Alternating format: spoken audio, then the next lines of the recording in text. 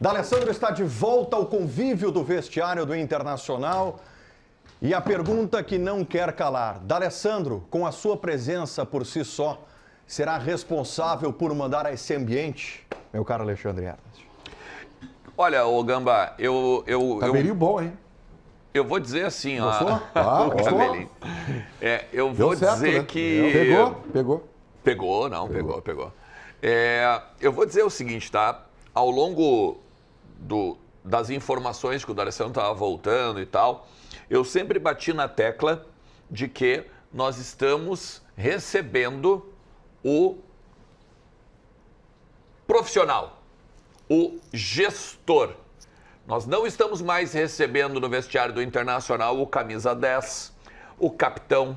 Discordo. O cara da chuteira. Discordo, mas o pode cara concluir. que... Deixa eu continuar. Muito obrigado. O D'Alessandro ele não vai entrar no campo. O D'Alessandro ele não vai fazer um laboba. O D'Alessandro ele não vai pegar e cortar para dentro e chutar e ganhar, por exemplo, do Vitor, né? Que era praticamente um dos maiores filhos que o D'Alessandro teve, né? Que na tá história. Ali, né? Enfrenta o Grêmio no final de semana, como diretor agora do Atlético. O goleiro Vitor é diretor. O goleiro Vitor é diretor do Atlético. Do Exatamente. Então, assim, o que me parece, tá? Na fala do D'Alessandro, e que o Sonda trouxe muito bem, transformar num grupo, né? Transformar o mental do atleta, fazer com que o grupo seja unido, não sei se novamente é a palavra, mas que seja unido em cima de um projeto, imbuído em algo, que ele se ajude. O D'Alessandro é um cara que tem duas virtudes principais no falar com os atletas, tá? Primeiro, união, e segundo, o mental. São duas coisas que o Inter estava precisando, não só dentro do campo, mas fora dele também. O D'Alessandro fala aos conselheiros, olha, a maior prova de que o grupo e que o Inter precisa de união é que, mesmo eu tendo ligação com o Roberto Melo, que foi o adversário do Barcelos, eu estou aqui. Eu me despi de questões políticas para estar pelo Inter. E financeiras também, né? Não, ele ainda tem uma dívida. A dívida continua, não tem problema nenhum. A gente pode falar disso depois. Mas que pode vir a ter o problema, né? A grande questão está: o Inter precisa de gente como o D'Alessandro. Pessoas com cacife, pessoas com quilate, pessoas com títulos, pessoas com história, pessoas com estofo. Tá, vamos lá. Dentro do vestiário do Inter. O D'Alessandro não está nessa função pela sua expertise como diretor. Porque ele não tem essa expertise. Claro que não. A função dele no Cruzeiro, inclusive, era diferente dessa que ele vai exercer no Internacional. Ou seja, ele não está pelo seu know-how como diretor. Não tá. D'Alessandro não foi contratado como o diretor. D'Alessandro está aí pela sua imagem, pelo que ele representa para a torcida do Internacional. Se ele, executando essa função, vai mostrar habilidade para, de fato, se tornar um diretor para além do Inter... Só o tempo vai dizer. Porque eu acredito que ele, olhando para essa nova função, ele não mire apenas ser o diretor do Inter. Ele mire ser diretor profissional de futebol. Independentemente se ele vai exercer essa função no Inter, ou no River, ou no Cruzeiro, ou no Nacional do Uruguai. Não é para isso que ele está sendo contratado, realmente. Isso.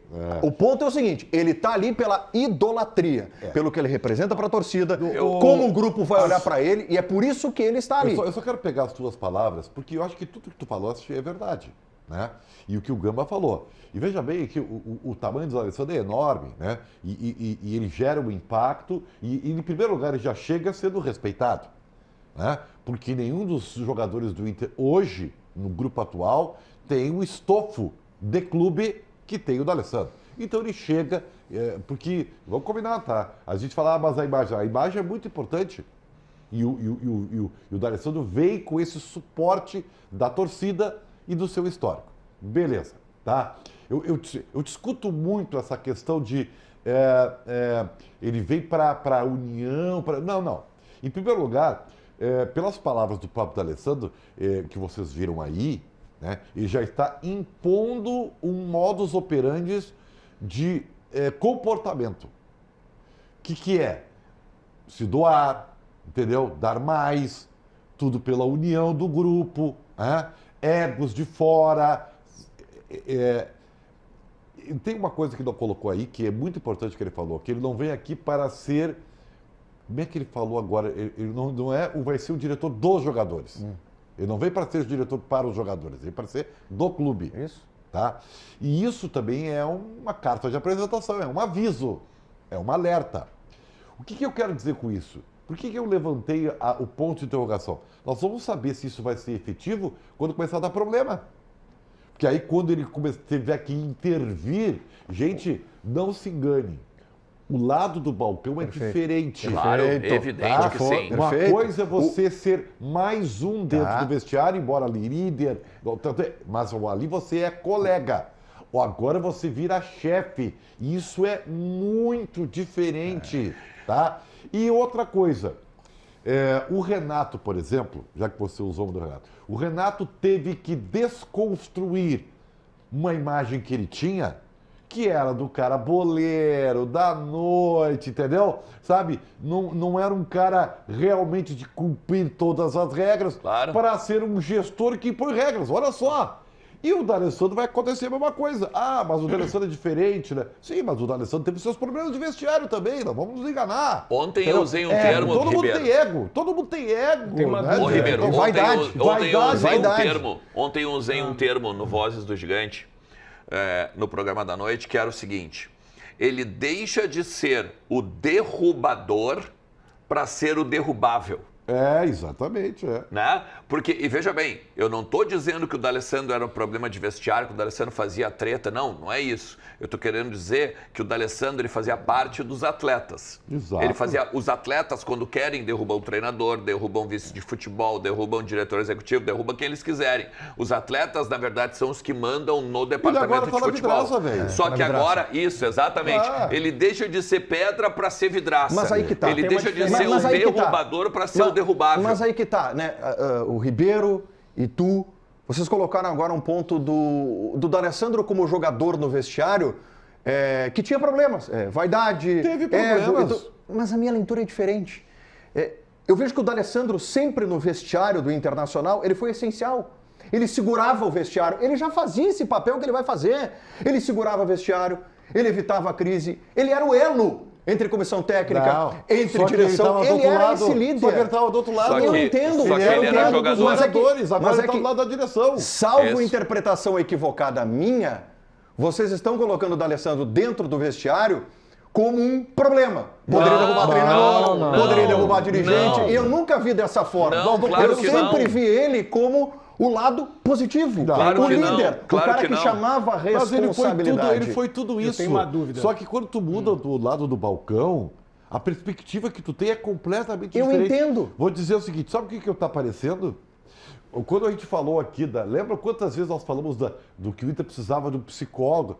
Aí, o Inter contratou na sua visão o psicólogo. Mas eu vou te devolver com uma pergunta, tá? Vou te devolver com uma pergunta. Só que o futebol é diferente. Tá bom, qual é o prazo de validade? Porque até hoje, eu afirmo, hoje o D'Alessandro está imune a críticas por parte da torcida. Evidente. Hoje ele está imune. Hoje a torcida fechou com ele. Eu só quero lembrar uma questão, Vamos lá.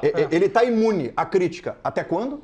Tá? E ele exposto agora como vidraça, como vocês disseram, até que ponto pode arranhar a imagem do ídolo impenetrável? Cara, olha aqui, eu vou te dar um exemplo maior de todos. Fernando Carvalho, maior presidente da história do Internacional. Sem dúvida. Ele arranhou a sua imagem quando tentou salvar o Inter do Rio da Série B. E arranhou. Ele correu riscos. É o risco que o D'Alessandro vai correr. Bem observado. Deixa eu falar uma coisa. Todos os retornos dos ditos ídolos e reconhecidos ídolos para os clubes pelos quais eles foram ídolos e serão sempre, existe o risco iminente de arranhar a imagem. Não há como não arranhar a imagem no futebol. Não existe. O maior ídolo de todos vai arranhar a imagem. Por quê? Porque ele vai ter que ter um poder de decisão, seja dentro ou fora de campo. O Renato já passou pelo Grêmio umas 500 vezes. Já foi, já voltou. E já arranhou a imagem dele umas 500 vezes. A diferença é a seguinte, vai ter estofo para aguentar a pressão, porque eu me lembro muito bem de um dos grandes ídolos do Inter, o Fernandão. O Fernandão não teve estofo para segurar. Quando ele foi, só um pouquinho, quando ele foi para o outro lado do balcão. Resta saber o seguinte, o D'Alessandro está preparado para isso? O D'Alessandro decidiu executar e ser o que ele é hoje, porque a gente já viu também inúmeros casos de ex-jogadores, ex-atletas, ex-técnicos migrarem para uma situação de dirigente, de diretor e depois retroagirem e voltarem para o pontilhado e voltarem para outras funções. O D'Alessandro se preparou, tá? Tem que ter, ele fez curso de treinador. Tem que ter essa ciência. Ele tem isso aí, tá? Só tem o seguinte... Ele vai arranhar a imagem Quando dele. tu trouxe o Fernandão, é muito boa a tua lembrança, tá? O Fernandão, pô, olha o tamanho do Fernandão, cara. Só que quando ele foi para o outro lado do balcão, ele foi obrigado a fazer um discurso do vestiário onde ele perdeu totalmente o grupo. E ele falou só a verdade. Que não dava para continuar daquele jeito. Sim. Não, e a sabe? condução zona de conforto. dele... Ele falou muito da zona de conforto. Não, é que eu acho, E aí, que, eu o que acho que aconteceu? vale... Deu a crise. Não, é que vale É esse que é o destacar, problema. vale destacar grupo o não seguinte, comprou, tá? não comprou Não o é meu, discurso do mas Fernandão. vocês estão só corroborando o que eu acabei de falar na questão do derrubável e do derrubador, tá? O Fernandão, quando ele vai pro vestiário, ele acaba derrubado. Ele acaba derrubado. Porque ele mesmo diz, eu fui amigo de quem não deveria ser. Mas tu entende que a figura do ídolo não foi suficiente claro para que ele não. para que ele Nunca vai ser. fosse alvo de um vestiário? Nunca vai ser. Mas é que por isso que por mais que tu discorde de mim, como tu falou ali, eu estava começando a minha explanação e tu disse, discordo. Tá? Perfeito. Quando eu falei ali E não gosto do rótulo que tu usa pro D'Alessandro como derrubador. Não, tá? é que não é pro D'Alessandro. Não é pro D'Alessandro. Não é pro D'Alessandro, é pro contexto. É o outro lado do balcão. É o pedra e vidraça. Não é o D'Alessandro que é derrubador. O jogador como um todo é derrubador. O jogador, quando quer, ele derruba treinador. E não é eu não estou falando pro D'Alessandro ou do D'Alessandro. Eu vou mudar o termo então, tá? Ele deixa de ser a pedra e é a vidraça. O Fernandão não conseguiu ser vidraça. E aí, o que vale agora para saber se ele vai conseguir é a condução dele dentro do vestiário.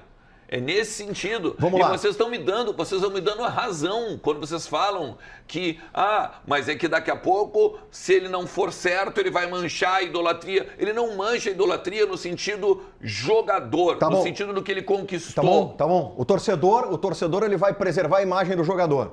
O torcedor do Inter preservou a imagem do Falcão como jogador, não preservou? Perfeito. Preservou. Sim, perfeito. Nas passagens como treinador foi criticado pela torcida. Torcedor do Grêmio preserva a imagem do Renato como jogador. Tanto que tem uma estátua. O maior de todos os tempos. Como treinador hoje é extremamente criticado por parte da torcida do Grêmio. Fernandão foi criticado quando passou pelo cargo de diretor executivo e treinador do Internacional. Mas vai acontecer sempre isso. Tá? E agora a gente chega no D'Alessandro. Então tem Falcão como exemplo, Renato como exemplo, Fernandão como exemplo, D'Alessandro como exemplo. Se quiserem mais atrás, tem o Figueroa. Eu acho que ele... que está nesse rol de maiores ídolos da história do Internacional. Eu penso o seguinte, quando um ídolo resolve regressar por convite ou por iniciativa própria e aí consegue, em comunhão de opiniões, voltar para o seu recinto onde ele foi abençoado como ídolo, eu penso que todos estes que regressaram para os clubes onde foram ídolos para trabalhar depois de jogar, eles têm que ter, e eles devem ter com certeza a ciência de que eles não são imunes. E quando tomam essa decisão, eles têm total sabedoria de que imunidade não existe. Vem pra cá, Pedro, vem pra cá. Preciso que tu passe um recado aqui para a nossa audiência. Mas aí entra a sabedoria e a inteligência de entender que uma coisa é a figura do ídolo, outra coisa é o diretor. Sabe o que eu estou falando isso? Para a vaidade e para o ego. De todos eles. É porque ele vai ter que Porque administrar todos somos vaidosos. Todos. Jornalista, jogador, dirigente e tudo mais. A minha questão é, diante da primeira crítica que vai surgir, tá? E ele conhece bem e logo ali. Ele conhece bem. Ele conhece a aldeia, Claro, ele sabe como funciona, claro, como que ele vai reagir. Pois é.